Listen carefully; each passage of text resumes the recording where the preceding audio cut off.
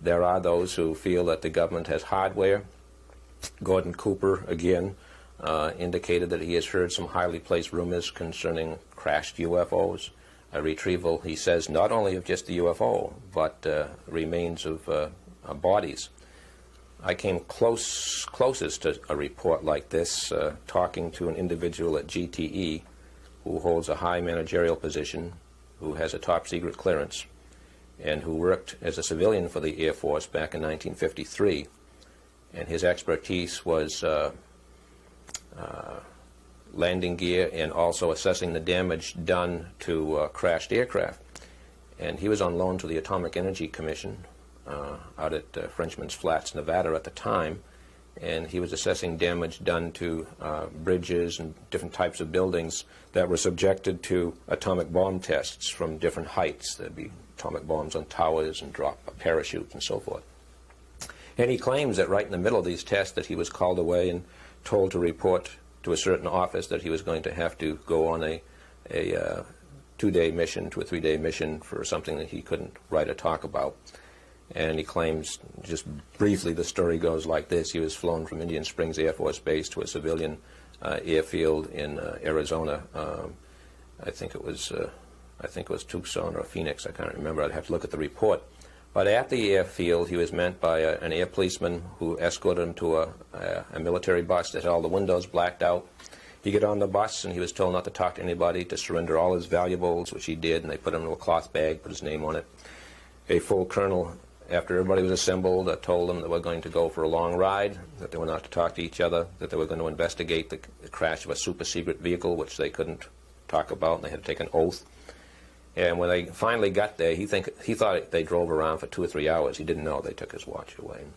When they got there was a bright light on the bus, blinding bright light. And when it was his turn to get out, he says he couldn't see anything. This light was just blazing. And when they finally got behind the light, there was this 30-foot in diameter object shaped like a bowl, inverted upon a bowl with a slight rim around it with orifices. And he was told to determine the falling speed and forward speed at time of impact. And that was all. And he wasn't to ask any other questions about the object. He said that there were generators there were power cables going into the object, there was an opening, and there were people inside doing something. There was a tent pitched beside the object with remains of small beings, but he wasn't allowed to ask any questions and so forth. When he got back to the bus, they were all told, each person that went out and did their own thing, that they were going to go back and they were going to handwrite a report of their findings. They were not to type it. They were to call a number. It would be reported, and that would be picked up, and they were sworn to secrecy. Now, that's just a peripheral summary of what this fellow told me. I conducted a character reference check, went all the way back from where he works at GTE now, all the way back to Wright-Patterson Air Force Base, which was Wright Field in those days. Talked to people there, highly placed people who still there, knew this individual. Everybody gave him a clean bill of health. He didn't seek any publicity. There was a movie called Hangar 18 that came out, put out by Sun Classics, and they called me because they knew of this particular sighting that I had investigated.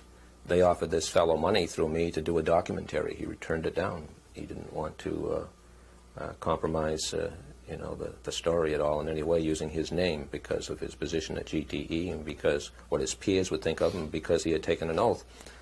So you have highly placed rumors that they actually have crash retrieval cases. Whether they're true or not, we only can wait and see, but they come from people with impeccable credentials. Waiting for his friend to arrive, Ray nervously fiddled with his telescopes. He remembered his extensive investigations into the man's reliability as a witness. In the case of Fritz, I started in 1973, went all the way back through the various companies he worked for, right back to Wright-Patterson Air Force Base, talked to people he worked with, and they all gave him a very clean bill of health. A reputable man, honest man, not the type that would fabricate a hoax, and a very efficient engineer, manager. As the man arrived, Ray recalled the years his friend had wavered about breaking an oath of secrecy. He recalled their long arguments about a greater public good. Would the years of patient persuasion at last pay off? As I understand it, Fritz, you were working for the United States Air Force. The story began late one night in 1953 at Frenchman's Flat, Nevada. The man had been working as a consultant on blast effects of atom bombs when he was suddenly ordered to report for a new mission. What happened after that? We were put on a bus, which the windows were all completely covered with curtains and, in some cases, black paper taped to the windows. And we're driven for 3 or 4 hours, and we're not sure just where we were going. Several of us tried to guess where we might have been. We, at that time, came to the conclusion it was in the area of Kingman, Arizona. After getting off the bus, as recreated here, the scientists were taken to an even more remote location. They had no idea exactly where they were or what they were about to see. We were told that we had been selected for various technical specialties. And I was told that I was to ask any questions that had to do with dynamic loads and nothing more, and I wouldn't get any answers to any other questions.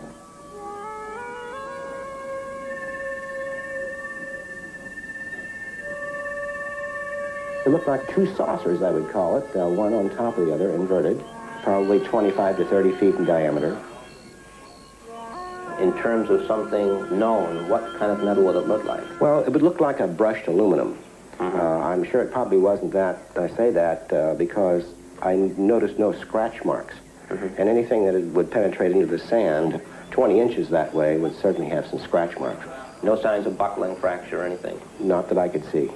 I accepted it was probably some United States government vehicle, a highly classified vehicle. In fact, we were told that that's what it was. Interestingly enough, one of the questions I needed to know was what the mass of the vehicle was. I could tell a lot of things from the penetration into the desert sand and so forth, but I needed to know the mass. And they told me that they weren't going to let me know that. They perhaps didn't even know themselves. There was also a tent, which I didn't get to look into, but one fellow whom I did happen to talk with briefly until they told us to stop talking, said that he had seen 2 bodies inside this tent, 2 alien-looking bodies. It was brown, leathery skin, had a silver, like a cap on, without a bill. Like a skull cap? Yes, like a skull cap.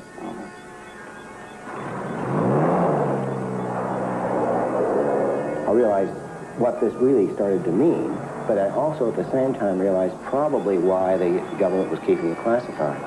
There are a lot of things that could be changed by our culture or religions. There are a lot of things that could be affected by the release of information like that at that particular time.